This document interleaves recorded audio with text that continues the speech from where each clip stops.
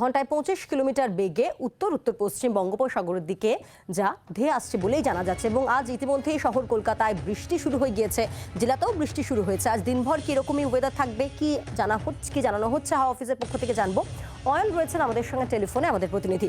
অয়ন, না আজ দিনভর কি এই বৃষ্টিই চলবে, কি জানতে পারছি? অবশ্যই তাই।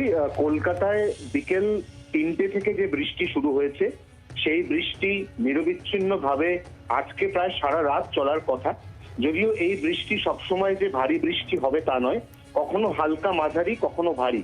শুধুমাত্র কলকাতা নয়, দক্ষিণবঙ্গের সব মিলিয়ে 13টি জেলা, কলকাতা সহ, এখানে আগামী 48 ঘন্টায় ভারী বা অতি ভারী বৃষ্টির পূর্বাভাস রয়েছে। সব থেকে বেশি বৃষ্টি হবে দক্ষিণ 24 পরগনা এবং পূর্ব মেদিনীপুরের উপকূলে। যেমনটা তুমিও জানালে যে উত্তর বঙ্গোপসাগরের গভীর নিম্নচাপ এই মুহূর্তে আরো শক্তি সঞ্চয় করে ক্রমশ গাঙ্গেয় দক্ষিণবঙ্গ অর্থাৎ দক্ষিণবঙ্গের উপকূলের এলাকার দিকে এগিয়ে আসছে। এবং ঠিক সেই কারণেই দক্ষিণ 24 পরগনা ছাড়াও পশ্চিম মেদিনীপুর, ঝাড়গ্রাম, বাঁকুড়া অর্থাৎ ওড়িশা লাগোয়া যে জেলা, সেখানে আজকে কিন্তু 200 মিলিমিটার পর্যন্ত বৃষ্টি হতে পারে এবং তার সঙ্গে দমকা ঝোড়ো হাওয়া থাকবে, যার সম্ভাব্য গতিবেগ ঘন্টায় 45 কিলোমিটার পর্যন্ত হতে পারে। বৃহস্পতিবার পর্যন্ত এই দুর্যোগ দক্ষিণবঙ্গে চলবে বলে জানাচ্ছেন আলিপুর আবহাওয়া দপ্তরের আবহাওয়া বিজ্ঞানীরা। অয়ন, অর্থাৎ বৃহস্পতিবার পর্যন্ত এই দুর্যোগ চলবে, সেক্ষেত্রে একটা ভারী বৃষ্টির সম্ভাবনাও রয়েছে তুমি যেমনটা জানাচ্ছিলে। উত্তরবঙ্গের দিকের কি আপডেট রয়েছে?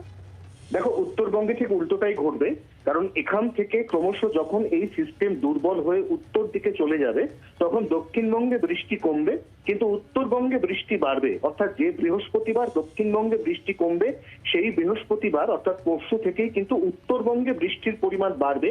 সব থেকে বেশি বৃষ্টি হতে চলেছে আলিপুরদুয়ার, জলপাইগুড়ি এবং কোচবিহার জেলায়।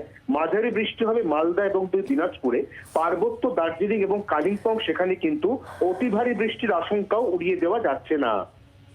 অয়ন, ধন্যবাদ তোমাকে। অর্থাৎ আজ শহর কলকাতা সহ 13টি জেলায় দিনভর এই বৃষ্টি চলবে, রাতের দিকেও বৃষ্টি চলবে এবং বৃহস্পতিবার পর্যন্ত এই দুর্যোগ থাকবে, এমনটাই হাওয়া অফিস জানাচ্ছে।